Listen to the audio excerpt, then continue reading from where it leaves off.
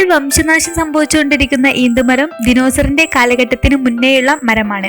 ഒരുപാട് ഔഷധമൂല്യമുള്ള ഈ വൃക്ഷത്തിന്റെ തൊലിയും വേരും ഒക്കെ മരുന്നിനു വേണ്ടി ഉപയോഗിച്ചു പോന്നിരുന്നു. അതുപോലെ ഇതിന്റെ ഓല പണ്ടുകാലങ്ങളിൽ കല്യാണപ്പന്തൽ അലങ്കരിക്കാൻ ഉപയോഗിച്ചിരുന്നു. ഇതിൽ ആൺമരവും പെൺമരവും ഉണ്ട്. പെൺമരത്തിൽ മാത്രമേ കായ്ക്കുള്ളൂ. ഇതിന്റെ കായ കൊണ്ട് ഒരുപാട് വിഭവങ്ങൾ ഉണ്ടാക്കിയിരുന്നു. ആവിപ്പത്തൽ, പുട്ട്, പായസം, അതുപോലെ തന്നെ രുചിയേറെ ഈന്തുംപിടി എന്നിവ. ഇന്ന് നമ്മൾ ഇവിടെ ഈന്തുംപിടി എങ്ങനെ ഉണ്ടാക്കാമെന്ന് നോക്കാം.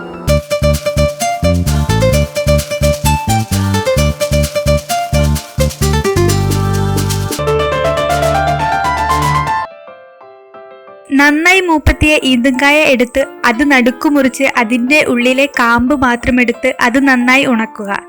അതിനുശേഷം പൊടിച്ചെടുക്കുക. ഈ പൊടിയാണ് നമ്മൾ ഇവിടെ യൂസ് ചെയ്യുന്നത്. ഇനി നമ്മൾ ചെയ്യേണ്ടത് ആദ്യം തന്നെ ഒരു പാത്രത്തിൽ അല്പം വെള്ളം എടുത്ത് തിളപ്പിക്കുക. അതിലേക്ക് അല്പം ഉപ്പും മഞ്ഞൾപ്പൊടിയും ചേർത്ത് കൊടുക്കുക. അതിനുശേഷം ഈന്തുപൊടി എടുത്ത് വെള്ളത്തിലേക്ക് ഇട്ട് നല്ലതുപോലെ കുഴച്ചെടുക്കുക.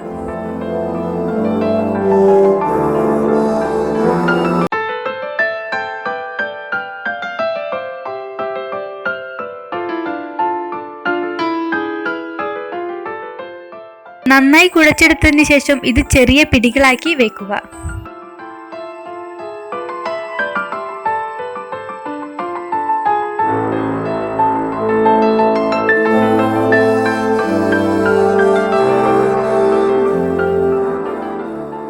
ഇനി നമ്മൾ ചെയ്യേണ്ടത് ബീഫിലേക്ക് ഉള്ളി, പച്ചമുളക്, പച്ചക്കായ്, വെളുത്തുള്ളി, തക്കാളി, അല്പം മുളക് പൊടി, മഞ്ഞൾപ്പൊടി, മല്ലിപ്പൊടി, ഗരം മസാല, ആവശ്യത്തിന് ഉപ്പ്, അധികം വെള്ളം ഒഴിക്കാതെ വേവിച്ചെടുത്ത് മാറ്റിവെക്കുക. അതുപോലെ തന്നെ തേങ്ങയും ചെറിയുള്ളിയും കുറച്ച് ജീരകവും ചേർത്ത് അരച്ചു മാറ്റിവെക്കുക. ഇനി നമ്മൾ ചെയ്യേണ്ടത് വേറെ ഒരു പാത്രത്തിൽ അല്പം വെള്ളം എടുത്ത് തിളപ്പിക്കുക. അതിനുശേഷം നമ്മൾ ഉണ്ടാക്കി വെച്ച പിടി എടുത്ത് ഈ വെള്ളത്തിലേക്ക് ഇട്ടു കൊടുക്കുക. എന്നിട്ട് നല്ലതുപോലെ വേവിക്കുക. വെന്തോ എന്ന് നോക്കാൻ അതിൽ നിന്നും ഒരെണ്ണം എടുത്തു നോക്കാവുന്നതാണ്.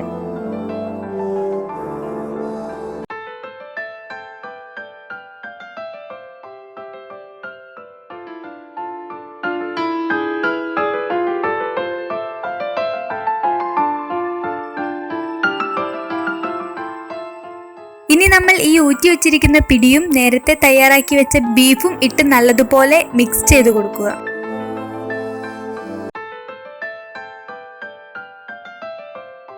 നല്ലതുപോലെ മിക്സ് ആയതിനു ശേഷം നമ്മൾ തേങ്ങയും ഉള്ളിയും ജീരകവും കൂടി അരച്ചു വെച്ചത് ഇതിലേക്ക് ഇട്ടുകൊടുത്ത് അതും ഈ പിടിയിലേക്ക് ഇട്ട് നല്ലതുപോലെ മിക്സ് ചെയ്യുക. അതിനുശേഷം ഇതിലേക്ക് ചെറിയുള്ളിയും കറിവേപ്പിലയും ചേർത്ത് വറവിടുക. വറവിട്ടതിന് ശേഷം ഒന്നുകൂടി അടുപ്പത്ത് വെച്ച് ചൂടാക്കുക. അതിനുശേഷം ഒരു പാത്രത്തിലേക്ക് സെർവ് ചെയ്തെടുക്കുക. ഇപ്പോൾ നല്ല രുചികരമായ ഈന്തുപിടി റെഡി ആയിരിക്കുന്നത് കാണാം. വീഡിയോ ഇഷ്ടമായെങ്കിൽ തീർച്ചയായും ലൈക്ക് ചെയ്യുക, ഷെയർ ചെയ്യുക, സബ്സ്ക്രൈബ് ചെയ്യുക.